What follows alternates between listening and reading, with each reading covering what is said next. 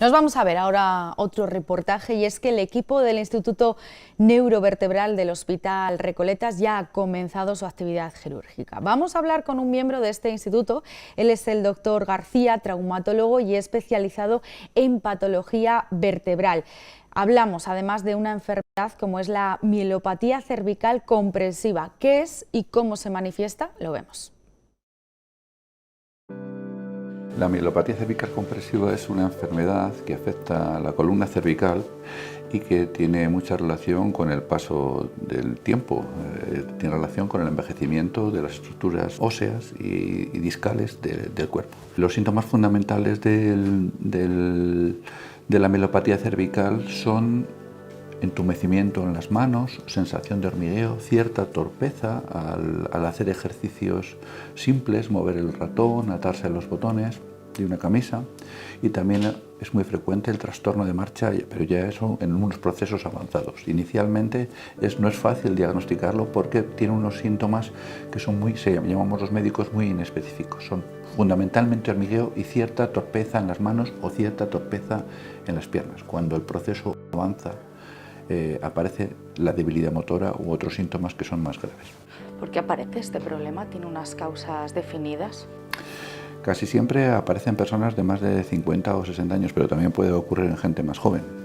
Y habitualmente ocurre porque se produce una artrosis, un trastorno degenerativo, decimos los médicos, en la columna cervical, que produce crecimiento óseo y crecimiento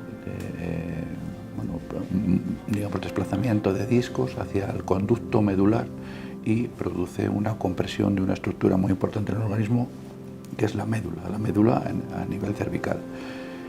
Esa compresión produce un trastorno de la irrigación, de la vascularización, de la nutrición, en definitiva, de la médula, y produce una muerte celular. La muerte celular no es completa, no es de todas las células, pero sí es de algunas células. Y cuando aparece esa muerte celular, que se llama apoptosis, pues ya no se recupera. Por eso es muy importante el diagnóstico precoz o relativamente precoz. Ha comentado de todas formas que el diagnóstico es complicado, ¿no? ¿Cómo detectan este problema? Lo primero es una exploración clínica. Muchas veces los pacientes vienen ya en fases ya relativamente avanzadas porque ellos no distinguen como gravedad o no interpretan como síntomas graves estos síntomas que son específicos, que se pueden parecer a un síndrome del túnel carpiano o unos hormigueos que de vez en cuando tienen las personas por la medicación, o la debilidad la interpretan como una debilidad de la rodilla o del pie o de la cadera. Los métodos diagnósticos, primero es una exploración clínica adecuada. Primero son los síntomas los que orientan al médico que el paciente presenta una compresión de la médula a nivel cervical, y la exploración más adecuada para confirmar ese diagnóstico es una resonancia magnética nuclear. A veces hay que hacer otras pruebas complementarias, que son pruebas neurofisiológicas. En algunas ocasiones hay que hacerlo, y a veces hay que complementar también las pruebas con un escáner, pero solo en aquellos casos que son, en algunos casos que son necesarios el tratamiento quirúrgico.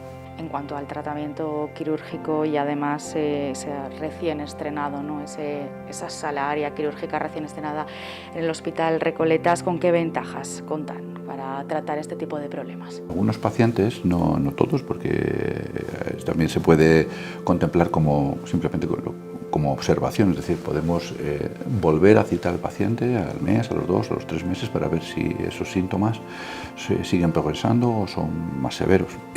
Inicialmente, si los síntomas son pequeños, poco discapacitantes para el paciente, se puede observar. Una vez que hay algún síntoma relevante y se confirma esa compresión medular, lo mejor es cirugía. Es mejor no esperar demasiado, porque algunos de los síntomas o de los signos que aparecen, el trastorno de marcha, por ejemplo, son difícilmente recuperables con la cirugía. Con el nuevo quirófano que tenemos, es un quirófano muy amplio, que tiene alta tecnología. Disponemos de un TAC intraoperatorio, disponemos también de microscopio, disponemos de escopio, por supuesto, mesas muy adecuadas, sistemas de posicionamiento cervical para que sea más cómoda la cirugía. Pues lo que añade fundamentalmente es seguridad. ¿Y qué resultados o qué eficacia ofrecen esos tratamientos? fundamentalmente descompresión. Eso es el primer paso. En algunos casos hay que añadir algún gesto más, porque no es infrecuente que por la descompresión nosotros dejemos la columna un poco más inestable, o esté previamente inestable, o esté en una posición no adecuada. Si está en una posición no adecuada, en la columna cervical hay una curva que se llama lordosis cervical, que debemos intentar conservar. La cirugía se puede hacer bien desde la parte anterior del cuello o bien desde la parte posterior del cuello, dependiendo de la extensión de la compresión y dependiendo de la deformidad y dependiendo también de las preferencias del cirujano. Los resultados son similares, siempre que se tenga experiencia y que sea adecuado la cirugía a esa compresión. Los resultados son buenos. Son buenos en cuanto a la detención de la progresión. Ya hemos dicho que algunos síntomas no se recuperan.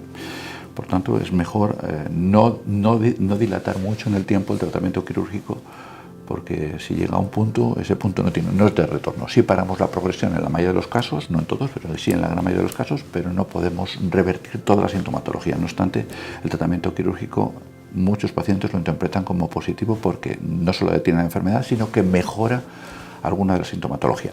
¿Qué prevalencia veis de esta enfermedad? ¿Es frecuente en consulta? No es muy frecuente, la prevalencia será 1, 2 o 3 casos por 100.000 habitantes y años. No es mucho, no es muy frecuente, pero hay que estar muy atento a la sintomatología, porque ya hemos comentado que los síntomas iniciales son poco llamativos, los iniciales. Y en esos pacientes hay que tener precaución, no dilatar mucho las exploraciones, la nueva consulta, para que no tengan un deterioro rápido. La mayoría de los pacientes no van a tener un deterioro rápido, pero hay un 20% de pacientes, por ejemplo, más o menos aproximadamente, que van a tener un deterioro rápido de la función, y esos pacientes hay que estar muy atentos para que, antes de que se deteriore mucho, ofrecerle este tratamiento que hemos dicho que detiene el proceso de la enfermedad.